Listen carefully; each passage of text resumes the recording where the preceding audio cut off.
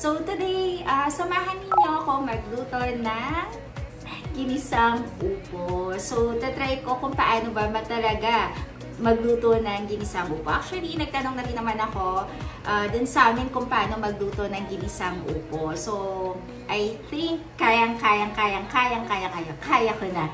So, di ba, sobrang dami kong kaya. So, yun, itatry ko siya magluto ngayon ng ginisang upo. So, syempre, first time ko magluto nun. So, since pinadalan ako ng mother-in-law namin, ng mother-in-law ko pala, ng upo, itatry ko siyang iluto as ginisang upo. So, papakita ko sa inyo mga kanapatsera. So, first time ko itong lulutuin. So, samahan nyo ako. Upo. So, ito yung lulutuin natin ngayon. So, ito yung upo. Kinat ko rin ito into cubes. So, cubes yung ginawa ko. So, hindi siya baba. Then, tomato. So, ayan, kinat ko na rin yung tomato. So, hindi ganun kadami yung nilagay kong tomato. Next, garlic. So, yan. Ang ginagawa ko sa garlic is pinipisa ko muna siya bago ko siya ikakat. Maliliit. So, yan. Then, onion. So, rin yung onion. So, nagkat ako ng dalawang small onion. So, yan. Hindi na ganun kadami. And then, maglalagay ako ng hibe. So, hindi ko lang sure kung alam ng iba yung hibe. So, para siyang dry na shrimp. So, yan. Pinagpili ko yung hibing yan. And then, lalagyan ko rin siya ng beef. So, giniling na beef na lang ilalagay ko instead na baboy or chicken na ikakat. So, naisip ko na giniling na lang na beef. So, ground beef. So, yan. So, yan yung mga igigisa ko later. So, sila yan. So, yung mga yan. Siyempre, gagamit din ako ng Mother's Best na oyster sauce. So, yan. Lalagyan ko rin siya ng oyster sauce. So, yan. Then, pepper. So, yan. Yung pepper ko, hindi talaga yung pepper na talagang durog na durog para medyo mas malasa. Next is iodized salt. So, yan. Iodized salt na lang yung gagamitin ko din. And, syempre, lalagyan ko na rin ng patis. So, yan. Ito lahat ang gagamitin kong ingredients sa paggawa ng ginisang upo. So, yung mga yan. Yan yung mga gagamitin ko para sa pagluto. So, yan.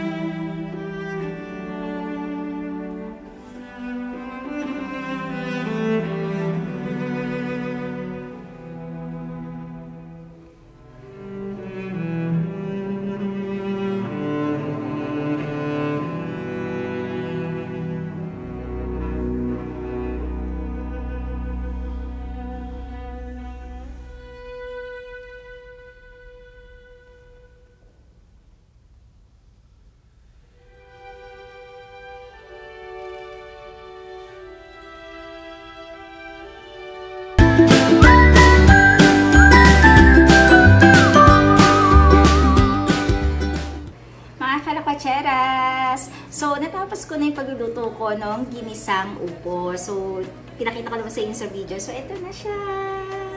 So, yan. Sa tingin ko naman, sa amoy niya and sa lasa niya is masarap na masarap siya.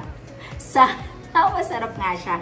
Kasi mamaya pagdating ni Nanab, so papatikim ko sa kanya to.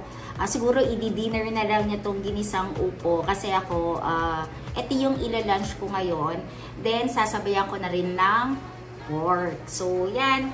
Ito yung titikman natin siya ngayon kung ano yung lasa niya. Since syempre, nilagyan ko siya ng oyster sauce. So, expect natin na medyo, tikman natin kung medyo may tamis-tamis siya. So, first time ko magluto itong mga kalakwachera. So, ayan, try natin siya. Ayun nga. So, yung lasa niya, medyo may tamis siya na may onti siyang, syempre, since nilagyan ko rin pala siya ng beef cube, so, may lasa talaga siya. Nung lasang-lasa siya na hindi matamis eh. Yun. Sunod-sunod na mga kalakatseras, first time ko lutuin itong ginisang upo. So, siguro, mas marami pa ako maluluto ngayon. Siyempre, since ayoko na rin kasi naman ng nagpapadeliver, mas maganda kasi na inisip namin ni Nanab na mas okay na magluto na lang dito sa bahay. So, yan. Ito mga kalakatseras, sarap siya. Ito ang sarap. So, yan mga kalakatseras, nakatanluto na rin ako ng ginisang upo. So, siguro next time, share ko ulit sa inyo kung ano pa ibang pwede ko lutuin dito sa unit. So, yun lang mga kalakcheras.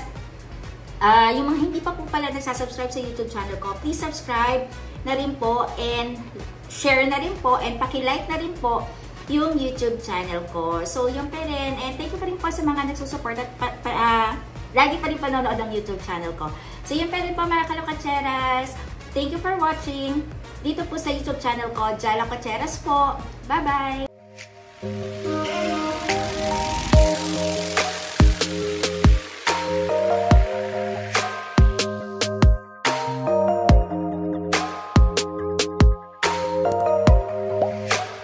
Bye.